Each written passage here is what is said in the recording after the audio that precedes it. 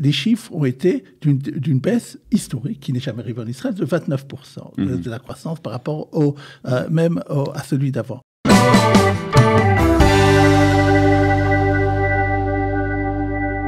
Nous sommes mercredi. Mercredi, c'est le jour de la rubrique économique sur Studio Qualita et nous retrouvons pour cela notre ami Daniel Guggenheim. Bonjour Daniel. Bonjour. Merci d'être avec nous ce matin, comme chaque mercredi, pour évoquer ensemble les sujets économiques de la semaine. Alors, on va commencer un peu par un bilan économique qui a été publié par l'Institut des statistiques israéliens et il concerne le second trimestre. Ce sont en fait un peu les résultats de l'économie israélienne pour ce second trimestre. Et ils sont intéressants puisqu'ils sont liés, bien entendu, à la crise du coronavirus. Oui, je vais tout de suite aborder ce sujet. Je voudrais, avant, pour ne pas oublier, pour une fois, vous poser une question, moi. Est-ce que vous faites partie des 428 personnes qui n'avaient cette semaine pas encore reçu le Ma'anak Ezrar, c'est-à-dire les 750 shekels par adulte? Non, alors j'ai reçu, mais je sais qu'il y a encore beaucoup d'Israéliens qui ne l'avaient pas reçu. C'est bien que vous en parlez parce que c'est important de le dire pour ceux qui ne l'ont pas reçu. Oui. D'abord, moi, j'en fais partie. Ah, d'accord. Et pourtant, j'avais reçu il y a une semaine un SMS me disant que ça allait être viré dans mon compte le 10 août. Quand je l'ai appelé, quand j'ai réussi enfin à les avoir hier au Bitoire Leumi, aux assistances sociales, ils m'ont dit on ne vous l'a pas envoyé parce qu'on n'a pas votre compte. J'ai dit mais vous m'avez dit il y a une semaine que vous le savez, mon compte. Alors ils sont trompés apparemment, ou c'était un faux SMS. Ce que je veux dire maintenant, pratiquement. Aujourd'hui, c'est le dernier jour. Oui, jusqu'à midi, je crois. Midi, 1 heure. Vous l'avez dit dans votre émission avant? Non, mais je l'ai entendu déjà, voilà. C'est aujourd'hui seulement qu'on peut encore téléphoner au Bitoire Leumi. Il y a dans les journaux, il y a partout un numéro de téléphone pour dire voilà le compte où je veux que les 750 shekels soient versés. Sinon, à partir de la semaine prochaine, vous recevrez une lettre qu'il faut aller chercher l'argent à la poste en liquide. Voilà. Donc, mais ça peut encore durer plusieurs temps. Donc, donc c'est préférable. Si vous avez, parce que c'est vrai qu'aller à la poste, etc., c'est pas toujours facile, il y a du monde, etc. Le mieux, c'est quand même d'indiquer au Bitoire Leumi. Alors, je crois qu'on peut le faire par téléphone et je crois qu'on peut le faire aussi en rentrant dans le site du Bitoire Leumi. Mais il faut bien faire attention que ce soit le site du Bitoire Leumi parce que c'est vrai, comme vous l'avez dit, qu'il y a certaines personnes, peut-être que c'était le cas pour vous, de personnes qui envoient des SMS en disant qu'on n'a pas votre numéro de compte et qu'il faut le faire. Il ne faut surtout pas répondre à ces SMS. Exactement. Et même quand vous allez sur l'internet de Bitoire Leumi, vérifiez bien qu'il y a la question qui dit est-ce que depuis quand votre carte d'identité a été émise? Parce que s'il n'y a pas cette question, n'importe qui après peut venir et utiliser votre compte que vous aurez mis sur cet endroit-là. Voilà, donc il faut être vigilant. Vigilant, mais bien entendu, ces 750 shekels vous reviennent, donc il faut les prendre. Oui. Revenons pardon, maintenant que j'ai fait cette introduction. C'était important de faire cette introduction pratique. Très bien. Alors, on va maintenant, pour revenir à votre question concernant les statistiques. L'Institut des statistiques d'Israël, ce qui correspond à l'INSEE en France, a publié cette semaine les résultats du second trimestre. C'est-à-dire, on attendait à des résultats catastrophiques, puis c'est normal, parce qu'il y avait eu 2 semaines où on était complètement confinés, et puis même après, c'est revenu extrêmement lentement. Alors, les chiffres ont été d'une baisse historique qui n'est jamais arrivée en Israël de 29% de la croissance par rapport à celui d'avant. Croissance négative. Croissance négative. À récession. Maintenant, ce qui se passe, c'est la chose suivante. Le gouvernement a dit, Netanyahou au premier, il n'a pas tort, mais si vous comparez à d'autres pays, il y a pire. Les États-Unis ont fait 40%, il y a des pays en Europe qui ont fait 50%.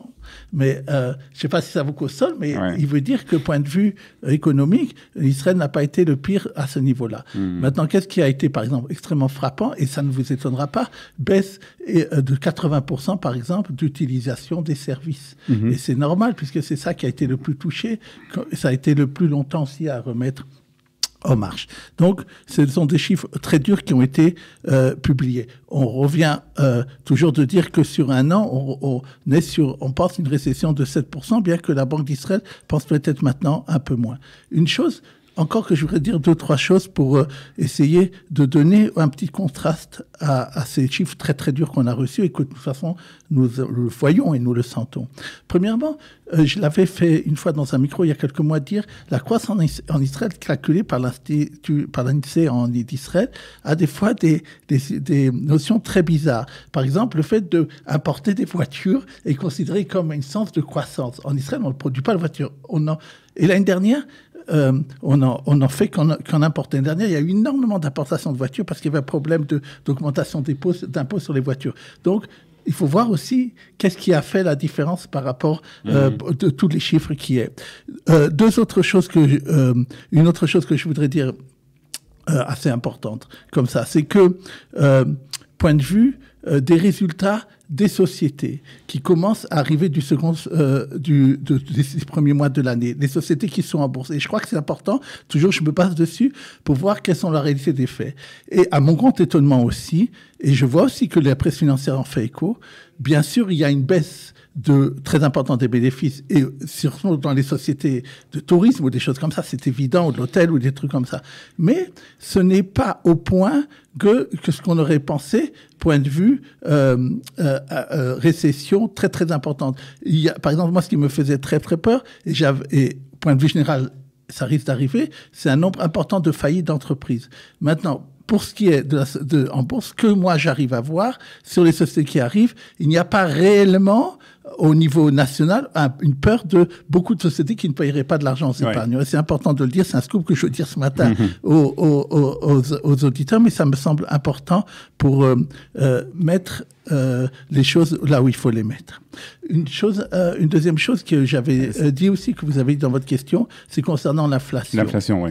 Ça a beaucoup étonné les économistes, parce que nous avons une augmentation de 0,2% au mois de juillet. Qui est très modeste, en fait. Non, au contraire. Les économistes attendaient à moins, parce qu'ils se sont dit, si les gens n'ont pas de consommation, il y aura sûrement une baisse dans beaucoup de choses. Et cela ne s'est pas produit, c'est-à-dire que ça a été un peu au-dessus de ce que les économistes pensaient. Et donc, ça se voit aussi au niveau, pas vraiment de la consommation toujours, mais au niveau de l'utilisation des cartes de crédit et autres, qui semble que ça reprend un peu, ce qui expliquerait qu'il y a quand même une certaine activité. Il faut noter que dans ces chiffres de l'inflation, on va tout de suite en parler, je crois, pour l'immobilier, mais avant ça, concernant les fruits, il faut noter une augmentation de 50% du prix des bananes. Je ne sais pas ce qui s'est passé à ce niveau-là, mais ça, bien sûr, ça concerne tout le monde, mais c'est peut-être quelque chose qui ne sera que point de vue pour une fois, pour un mois. Il faut voir comment ça va continuer pour les mois prochains. Alors, on va parler maintenant aussi un peu de l'actualité, on va dire, internationale et politique en Israël. Et cette actualité concerne bien sûr cet accord de normalisation qui a été annoncé entre Israël et les Émirats arabes unis. Et cela, bien entendu, Benjamin Netanyahou en a parlé déjà beaucoup, ça va avoir des conséquences économiques sur l'économie israélienne. Oui, j'essaie toujours à ce micro, dans les quelques minutes qui nous me sont données, de vouloir donner aux auditeurs, au-delà de ce qu'on voit maintenant, des questions de fond, essayer d'analyser ce qu'on voit. Il y a une grande question en économie, c'est en première année, même avant que j'ai passé le bac en économie, on m'en avait parlé. Est-ce que c'est l'économie qui gagne le politique ou est-ce que c'est le politique qui gagne l'économie? Déjà, Marx avait parlé à ce sujet-là. C'est-à-dire, est-ce que les gens, s'ils se sentent très bien, si la croissance va bien, alors ils vont pas vouloir se révolter? Par exemple, en 68, en France, c'était une très bonne période de croissance, tout allait bien, et pourtant ils se sont révoltés. Ou bien est-ce que et donc ça veut dire que c'est pas l'économie? Ou bien est-ce qu'au contraire, dans notre cas à nous, très très étonnant, on pourrait dire à première vue, celui qui a fait qu'il y a eu cet accord, c'est un homme d'affaires. Il s'appelle Saban, c'est lui qui a fait l'intermédiaire entre Israël et les États arabes unis.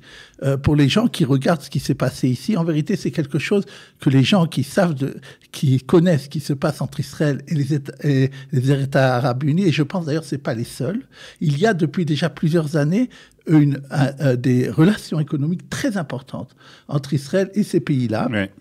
Et donc, c'est ça qui a permis aussi d'ouvrir cette normalisation. D'ailleurs, d'après ce que j'ai compris, en première partie, et ça ne sera pas un accord de paix, on appelle ça un accord de normalisation, c'est-à-dire en fait, de mettre au jour ce qui se passe au point de vue économique déjà avant. Donc là, on pourrait croire, mais je crois que c'est plus compliqué que si c'est l'économie qui a emporté sur le politique. Bien entendu, si ça se développe, et comme on l'entend à d'autres pays arabes à côté, ça sera extraordinaire par rapport à Israël. Je voudrais préciser, pour ceux qui ont été privés de vacances à l'étranger dans ces derniers mois, déjà, une compagnie israélienne a fait un accord pour les Israéliens, touristes israéliens qui voudraient aller à Abu Dhabi. Vous savez, là-bas, les hôtels sont très beaux. Il y a ils sont très beaux et en bon marché. Alors, justement, je dis déjà les prix qui sont donnés. Il faut voyager avec Turkish Airlines. Je sais peut-être ça, et peut-être ça, empêchera certains de nos auditeurs de vouloir le faire, puisque moi, j'aimerais pas tellement voyager dans Turkish Airlines. Mais si vous y allez par Turkish Airlines, 3 heures de vol, je crois, avec 2 enfants, pendant la période des fêtes de Tishri en Soukot, ça a été fait maintenant, 5000 shekels, ça vous coûtera, ce qui n'est pas énorme, parce que c'est compris l'avion. Et effectivement, c'est des hôtels très beaux. Les avions aussi, souvent d'Airlines, je les ai vus en première classe, sont très très beaux. Et c'est important de voir si les touristes aussi de ces pays-là vont venir en Israël, ce qui va se passer lorsque le corona sera terminé. Et la compagnie aussi, il faut dire, la compagnie aérienne des Émirats arabes, considérée comme l'une des compagnies les plus de qualité. Voilà. On va parler un peu de l'immobilier en Israël et on va essayer de comprendre où va le secteur de l'immobilier actuellement. Oui, c'est ce que j'avais parlé quand je parlais d'inflation. C'était très étonnant, alors qu'on a dit qu'au mois de mai, il n'y avait pas du tout mars-avril, en tout cas, il n'y avait presque pas d'achat et de vente qui avait été fait au niveau des appartements. Tout d'un coup, en juin, ça a repris. Et à tel point qu'au niveau général, on y a eu une augmentation de 0,4% en un mois, le juillet dernier, des prix des appartements. Sur un an, l'augmentation reste de 2%. Alors, on en avait parlé aussi récemment à ce micro-là, qu'il y a eu maintenant une décision qui a été prise il y a quelques semaines et les gens, d'après ce qu'on a entendu, ne le savent pas, le masre richa, c'est-à-dire l'impôt qui est pour celui qui veut acheter plus qu'une maison, plus que sa propre maison, a été enlevé, c'est-à-dire on ne paye pas les 8 ou 10%, on paye suivant les tranches, comme si on achetait un appartement. Donc, c'est-à-dire, le gouvernement veut montrer qu'il veut relancer en tout cas l'investissement dans l'immobilier. Donc, ça, c'est une chose. Il y a 2 autres choses que je voudrais dire quand même au niveau boursier. C'est que il y a des entreprises dont le but est justement d'acheter des appartements et de les louer. Donc, un peu comme des gens y font. Ces sociétés-là ont baissé depuis mars dernier de 30 à 40%. Et ils ont à peine remonté en ce moment. En plus, on dit que peut-être les bureaux, à cause du télétravail, vont devenir des endroits où on va habiter. Et donc, dans ce cas-là, il y aura beaucoup plus d'offres de bâtiments qu'il y a maintenant, puisque c'est une partie de bureaux, ça, surtout dans les endroits centraux autour de Tel Aviv. Il faut dire que Tel Aviv n'a pas aussi remonté que par rapport, on dit Pétartikva, même le sud aurait plus remonté, c'est intéressant. Je voudrais encore dire autre chose. À mon avis, il y a autre chose qui s'est passé, au-delà de tout ce qu'on vient de dire. On a été, à mon avis, il y a quelques mois de là, près de la crise des subprimes en Israël. C'est-à-dire, il y a plus que 25% encore maintenant de gens qui ne payent pas ce qu'on appelle la mashkanta, c'est-à-dire les prêts hypothécaires. Ça n'a pas baissé. Les gens malheureusement n'ont pas encore retrouvé de travail, ou en tout cas ont décidé de profiter de l'offre qui leur avait été faite, on en a parlé, qui n'est pas une offre gratuite, de ne plus payer leur mashkanta. Maintenant, ce qui s'est passé, c'est que la Banque d'Israël a fait elle a dit d'abord jusqu'en octobre, novembre, et puis elle a dit, je fais jusqu'à la fin de l'année.